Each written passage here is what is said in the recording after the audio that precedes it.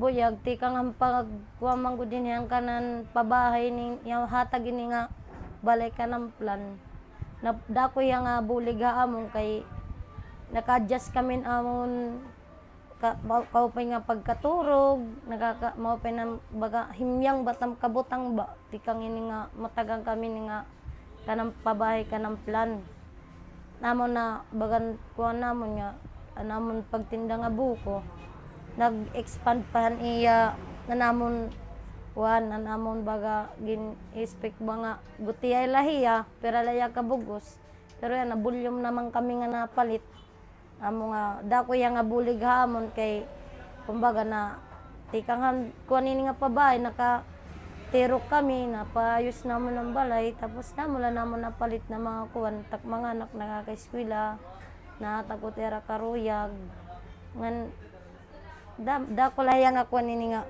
pabahay ba amon.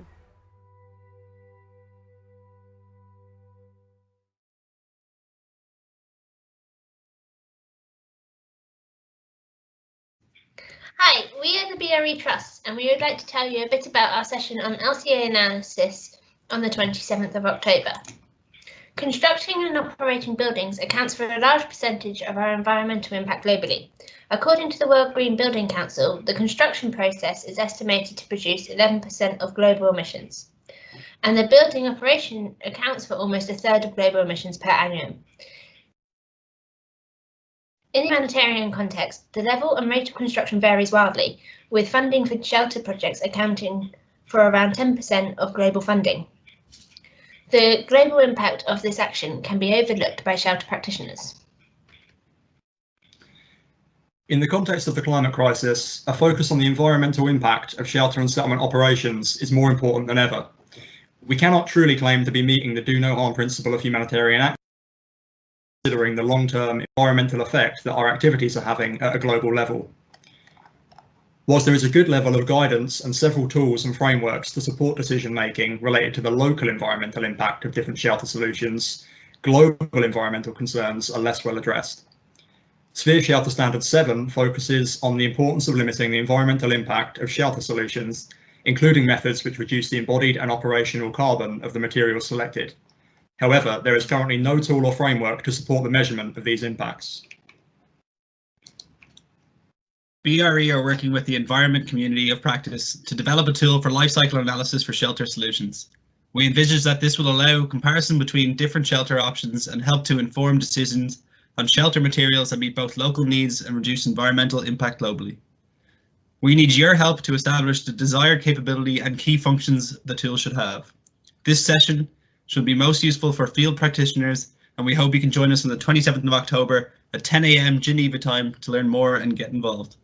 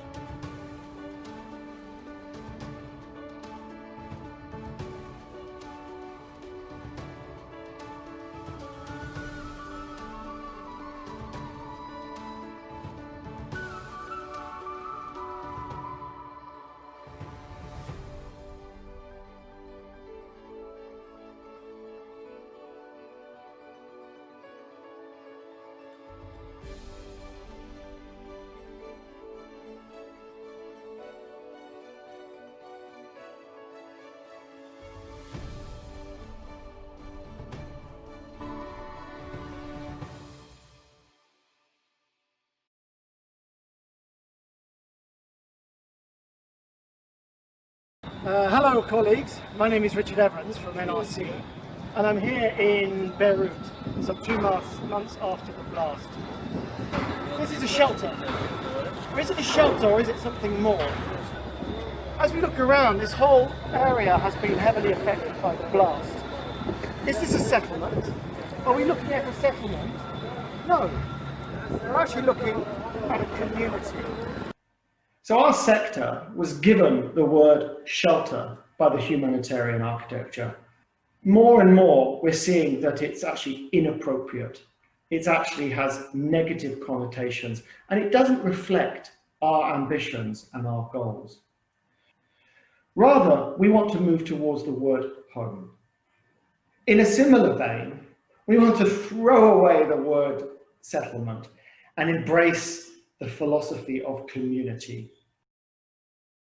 Just like our colleagues of NRC, within CRS, we also apply the integral approaches with a central place for homes and communities in our programming. My name is Sadia. I'm CRS's Homes and Communities Global Coordinator. And today I'm talking to you from my neighborhood in Brussels.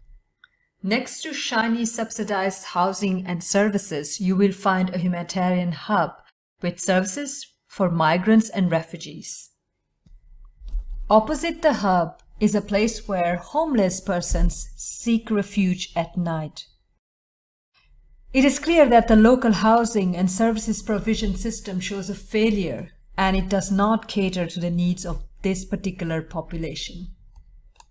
This is just one example of why, in addition to our direct humanitarian and recovery programming, CRS wants to engage with governments, markets, humanitarian but also development actors to bring about changes in the existing housing and service provision systems so that it has a multiplier effect and millions more have access to safe and dignified homes and communities. So join us for the Homes and Community session and help us discard the limitations that shelter and settlements has shackled us with.